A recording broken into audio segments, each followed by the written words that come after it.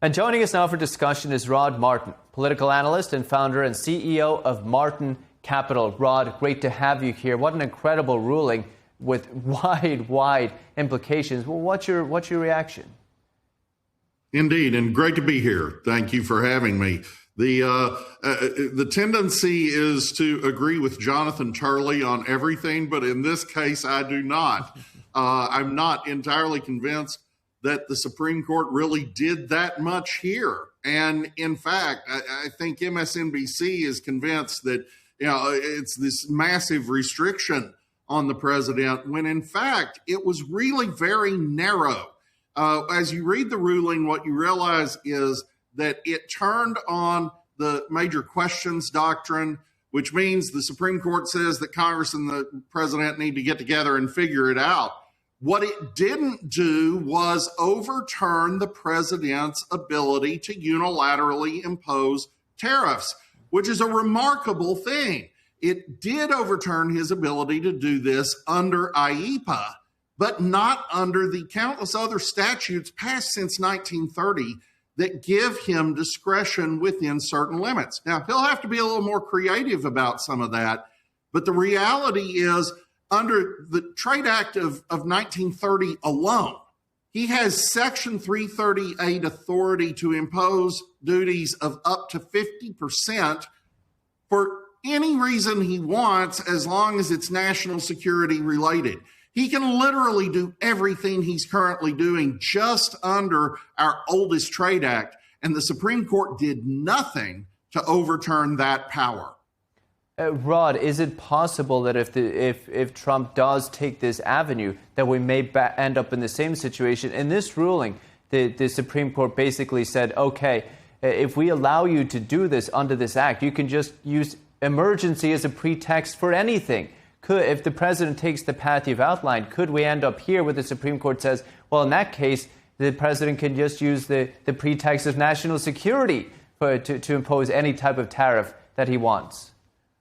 Well, the difference is that under the 1930 Act, so we're really talking about Section 338 authority, there has never been any question that this was constitutional. The only route to go with that would be non-delegation doctrine, which the Supreme Court has gone out of its way not to rule on recently.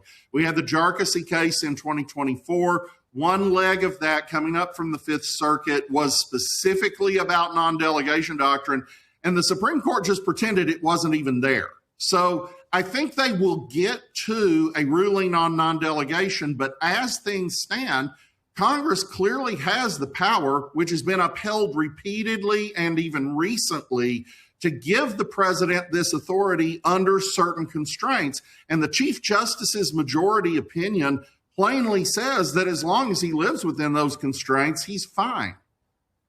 So where do you see the biggest impact coming, Rod?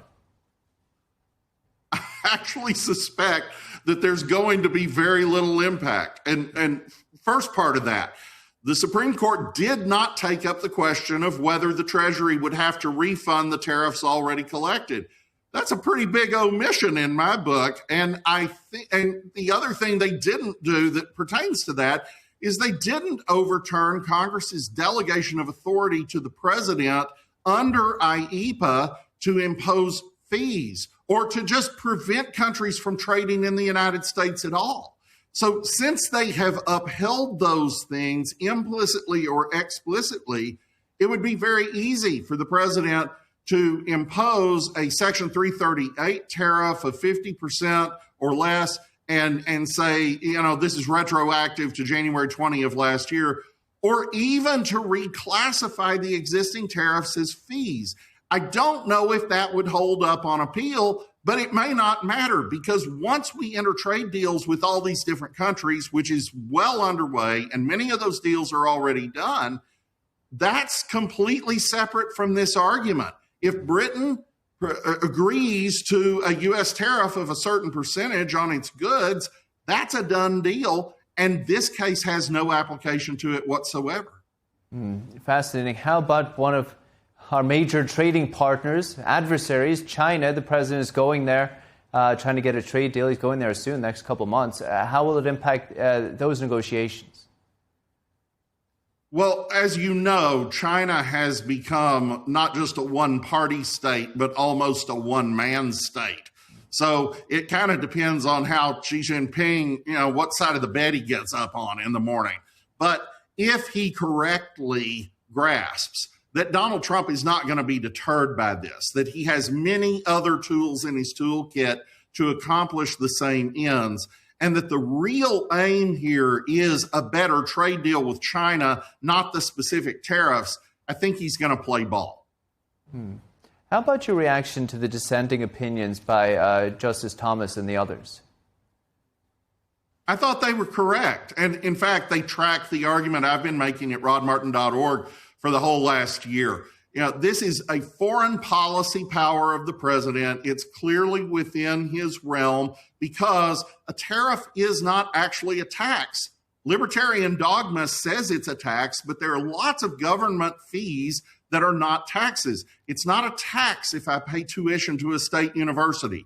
It's not a tax if I pay to get a driver's license. It's not a tax if I pay for a passport.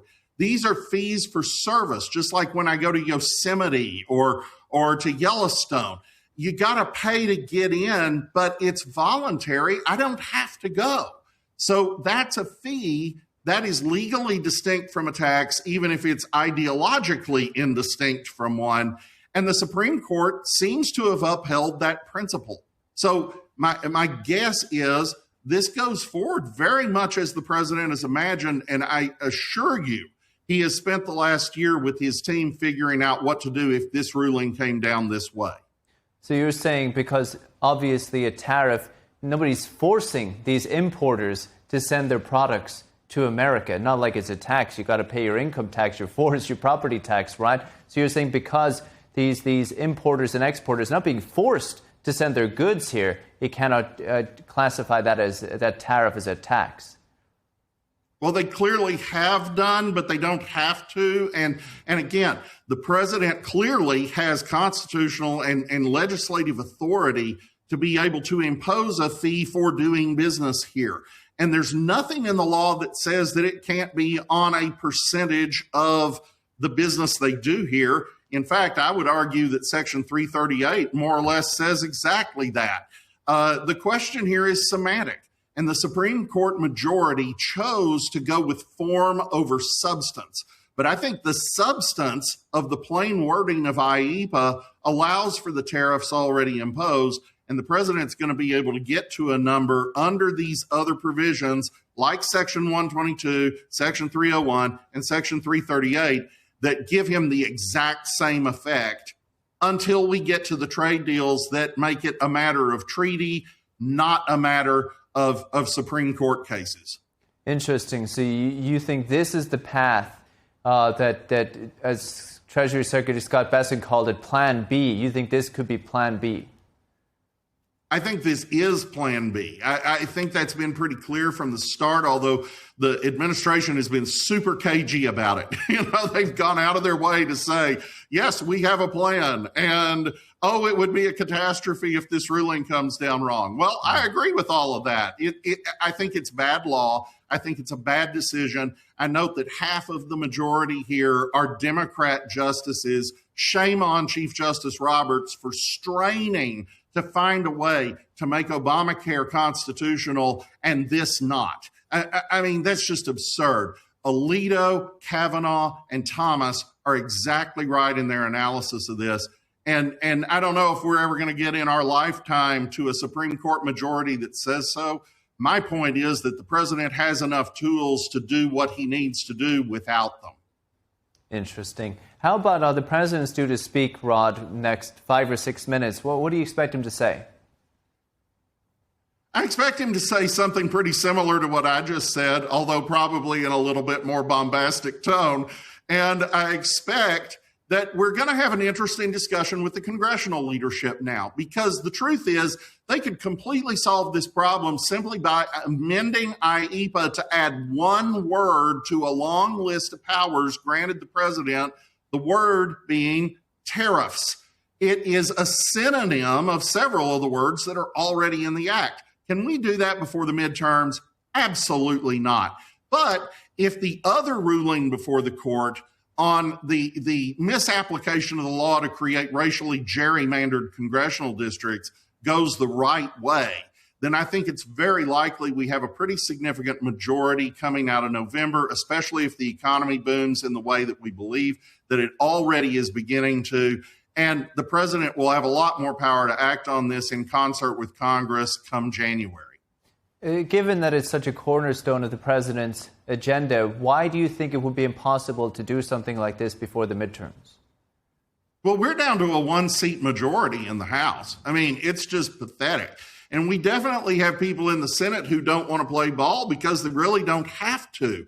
You know, we're passing things frequently with 51 votes in the Senate, and that's assuming that you don't have a filibuster. So, you know, one of the things that we have to contend with, and it pertains to the Save America Act, John Thune has to decide whether or not to enforce a talking filibuster as opposed to these fake filibusters we've been doing in recent years.